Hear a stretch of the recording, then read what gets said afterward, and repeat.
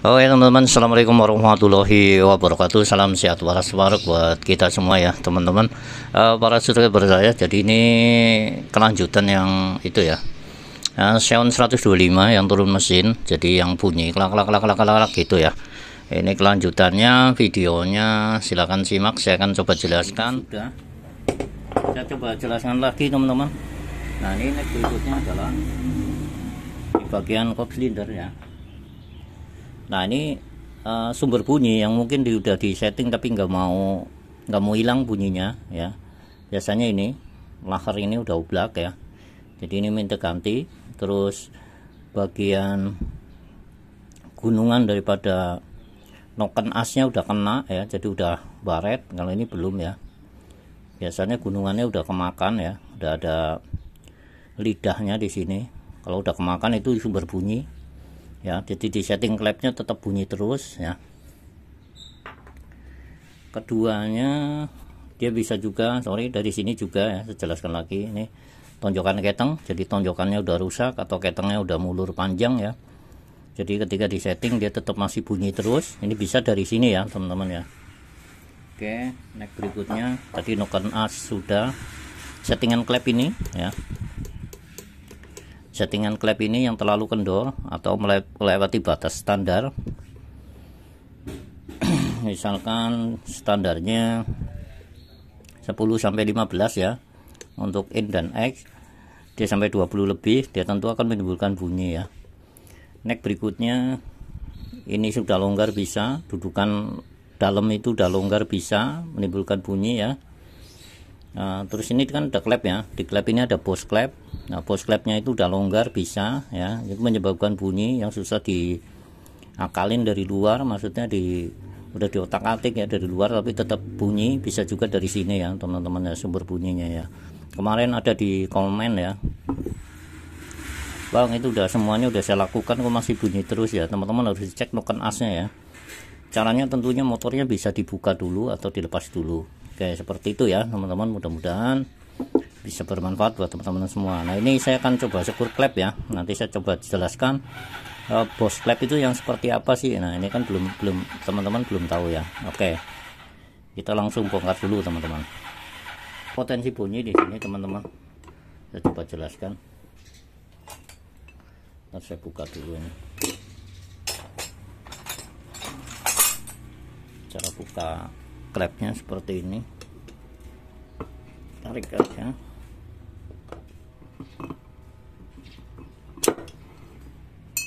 Agak keras ya.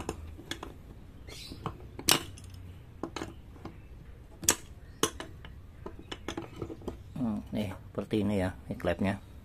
Oke. Potensi bunyinya seperti ini teman-teman tinggal di gini ya. Ini yang susah dicari ya, udah kemana-mana tetap bunyi. Nah ini tarik seperti ini sekitar 1 cm, ini digoyangin ya teman-teman ya, digoyangin gini. Kalau bunyi klak klak klak klak ya, ini potensi ya. Kalau di sini mungkin nggak kedengeran suaranya, tapi ketika motor jalan suaranya berisik banget teman-teman, nggak mau hilang ya. Oke, bisa juga dari sini digoyangin. Ini masih aman sih ini ya, biar teman-teman paham lah. Oke ya, sumber bunyi intinya nih, titik sumber bunyi ya.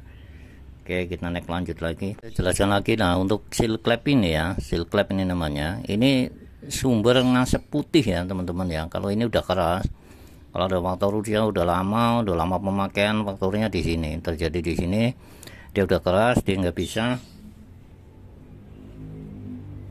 bisa menutup rapat gini. Ini kan kerjanya gini, cara kerjanya ya, dia udah nggak bisa nutup rapat ke sini, jadi pembakaran itu nyusup ke sini teman-teman. Nah keluar ke sini, jadi akhirnya ngasep seperti itu ya. Dari sini keluar ke sini dan masuk ke blockhead, ke pembakaran olinya, dan akhirnya ngasep ya, seperti itu ya teman-teman ya.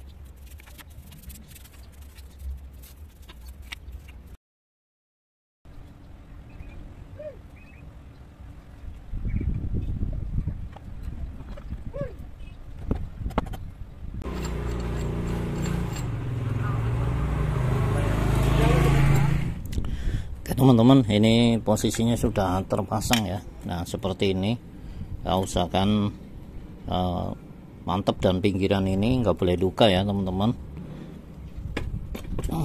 Di sini hal yang kritikal ya, maksudnya teman-teman pemula hati-hati dan jangan gegabah ya untuk masang seperti ini.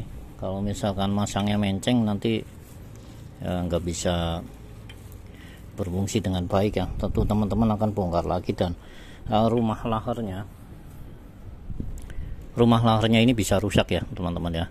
Oke, setelah itu dikasih oli juga ininya ya, maksudnya biar aman. Ini kan belum terlumuri oli ya.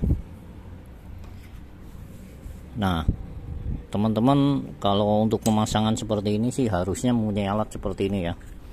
Ini alat ini penting buat teman-teman para mekanik tentunya. Kalau nggak punya ini repot ya, apalagi diketok-ketok. Kalau diketok-ketok nanti ini bisa bengkok ya. Kalau bengkok ya ujung-ujungnya pasti nggak beres ya teman-teman ya. Oh iya, nih kemarin yang dibubut dah oke. Ini hasil bubutannya, kelihatan ya. Nah ini udah oke ya.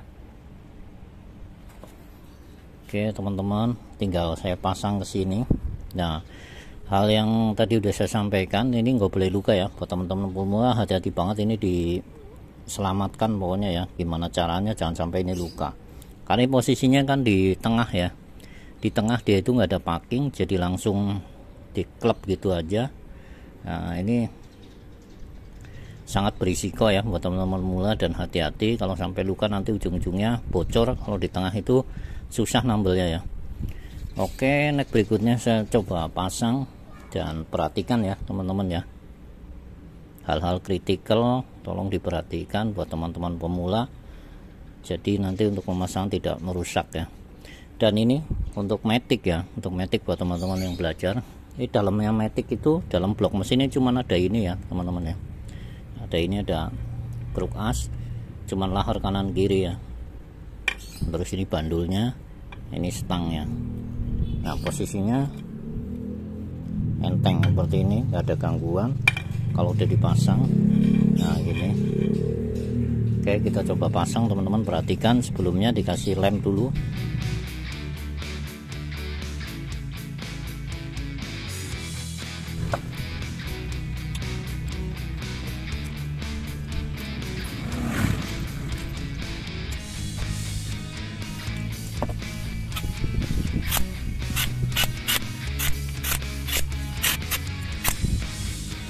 Oke teman-teman, pemasangan dikatakan sempurna jika ini udah loncer ya.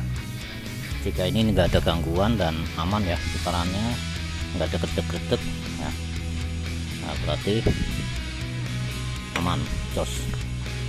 Next berikutnya adalah pemasangan ini juga, ini harus hati-hati ya teman-teman. Ini nggak boleh luka nih. Ini nggak boleh luka, jadi kalau luka nanti akan bocor ya teman-teman.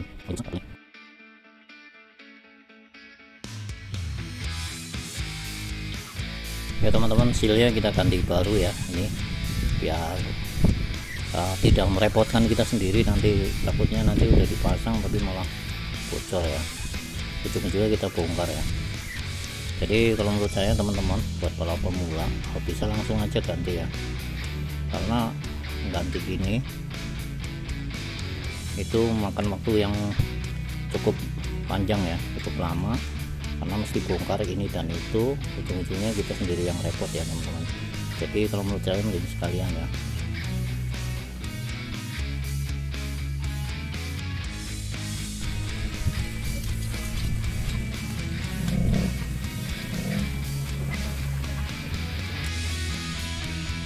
Teman-teman, fungsinya ditaruh seperti ini, jadi ini nggak hilang ya. Jadi nanti untuk pemasangannya itu lebih gampang di sini, karena ini nggak hilang ya, seperti ini maksud saya. Tinggal di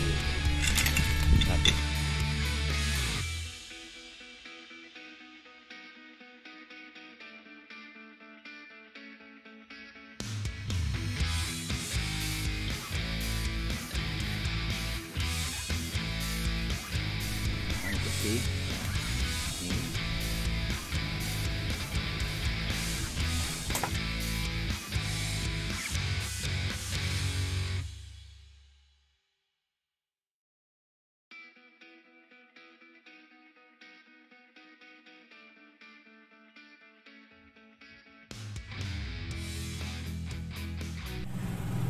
Oke teman-teman, jadi untuk Xeon ini dia menggunakan pendingin air ya teman-teman ya, atau coolant ya.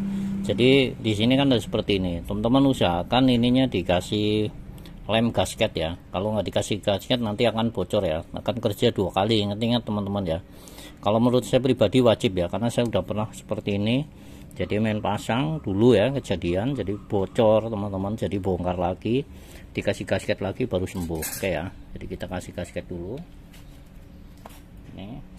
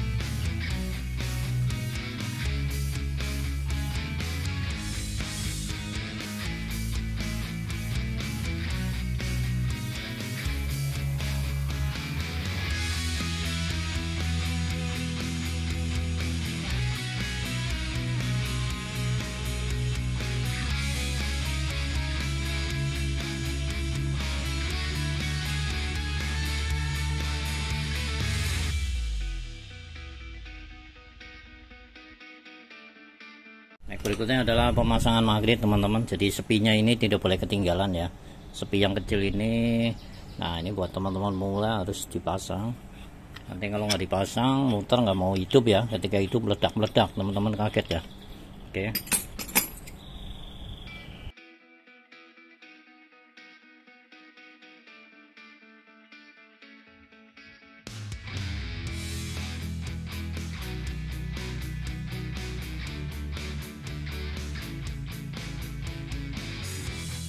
Oke teman-temanku semua, secara keseluruhan sudah selesai pemasangan untuk blok mesinnya. Ini juga kipasnya udah dipasang, semua udah terpasang ya. Air radiatornya udah diisi, radiatornya udah dipasang teman-teman.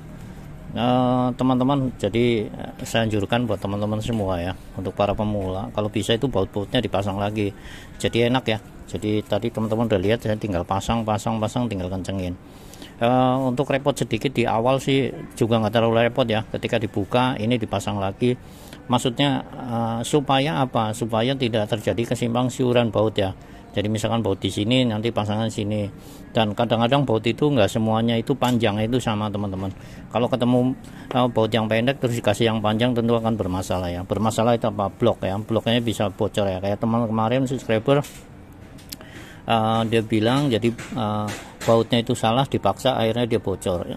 Kalau bocor seperti itu tentunya yang repot menggunanya sendiri ya. Juga kalau untuk mekanik ya kasihan lah yang punya ya, seperti itu. Oke teman-teman, jadi intinya untuk pemasangan ini, kalau misalkan teman-teman dalam pemasangan ada sesuatu yang ragu, jadi teman-teman kan mekanik ya, misalkan teman-teman pemula apapun juga lah ya, pokoknya yang sehobi dengan sefrekuensi dengan saya, itu tentunya ketika masang tentunya teman-teman pasti tahu ini dipasang enggak ya, ini kalau misalkan nggak dipasang nanti bagaimana ya, padahal bloknya udah dipasang misalkan teman-teman. Kalau posisi masih seperti ini kan belum dipasang semua ya, mendingan ya, kalau menurut saya mendingan buka lagi, pasang lagi seperti itu. Jadi jangan sampai ditinggalin. Di kemudian hari kalau misalkan punya teman-teman ataupun punya pelanggan ya, tentunya akan kasihan, pasti akan bermasalah dan nanti akan balik lagi seperti itu ya teman-teman. Kadang-kadang kita pun sudah berusaha untuk yang terbaik ya buat motor pelanggan, tapi tetap aja yang namanya kekurangan, kita manusia biasa ya, tentunya seperti itu. Jadi lebih baik sedia payung sebelum hujan ya teman-teman, seperti itu. Untuk pemasangan jika ada yang kurang, ada yang sesuatu yang gak srek di dalam kita ya, dalam diri kita, kayaknya ini kalau nggak dipasang kayak nggak beres nih, pasang aja yang punya, nggak tahu seperti. Kalau hal-hal seperti itu mendingan jangan ya teman-teman ya, mendingan dibuka lagi, dipasang lagi seperti standarnya motor lah, intinya seperti itu. Jadi jangan sampai dikurangin ataupun dilebihin atau ditambahin seperti itu ya teman-teman ya, untuk hal-hal yang terkecil. Contoh misalkan gini, ini di sini ada bos-bosan di sini ya teman-teman, tahu ya, di sini ada bos-bosan, kita kurangin aja satu. Kalau menurut saya mendingan jangan ya. Kalau posisi masih bisa dipasang, kenapa enggak ya? Kecuali satu motor udah jadi baru ketahuan, nah itu nggak nggak jadi masalah lah intinya kalau cuma satu. Tapi kalau bisa juga nanti kedepannya teman-teman jangan sampai lupa seperti itu ya. Oke, mudah-mudahan bisa bermanfaat ya. Jadi trik-trik critical apa, yaitu tadi pemasangan shaker ya, pemasangan ring. Aduh, azan dulu ya teman-teman. Ring shaker jangan sampai terbalik, pemasangan yang benar. Jangan terburu-buru, santai aja, ngeteh dulu, ngopi dulu, udut dulu ya kalau misalnya teman ngerokok. Oke teman-teman, kita mulai rakit ya. Dan ini adalah ke ground ya, ini adalah ke CDI nya, CDI ya, ke bagian CDI ya, ini ke ground. Jangan lupa jangan sampai nggak dipasang ya teman-teman. Kalau nggak dipasang nanti motornya nggak mau hidup ya, jadi harus selalu terpasang.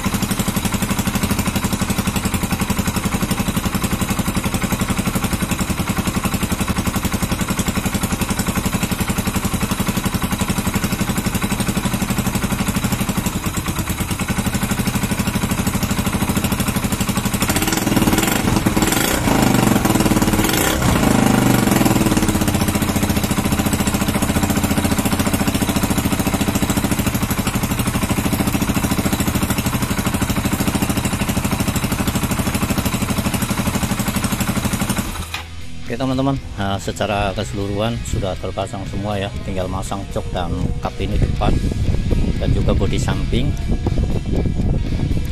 Buat teman-teman semua, kalau misalkan ada pertanyaan silahkan ditanyakan di komen ya, masalah Xeon 125 yang bunyi kemeratak ya teman-teman ya. Oke, keseluruhan udah, dan teman-teman jangan kaget ya begitu ini belum pada dipasang. Yang penting nyala dulu lah. Ketika sudah nyala baru nanti pengecekan yang lain.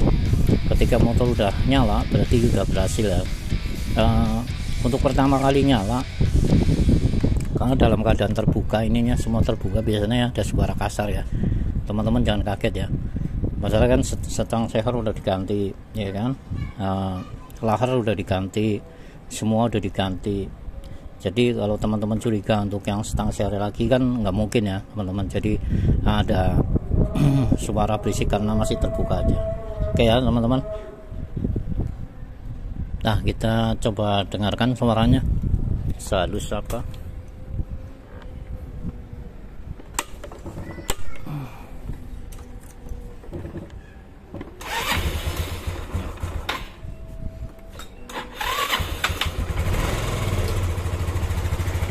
Oke ya teman-teman ya, suaranya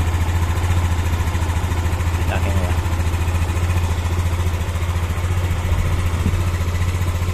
Mantap. Oke, terima kasih ya teman-teman sudah menonton, sudah mengikuti Kebumen Motor 1. Tentunya saya pribadi mohon maaf ya jika mungkin ada kesalahan dalam penyampaian saya. Mohon maaf sekali lagi. Mungkin saya rasa cukup ya. Next video tunggu mungkin ada yang lebih bagus lagi. Wassalamualaikum warahmatullahi wabarakatuh. Thank you.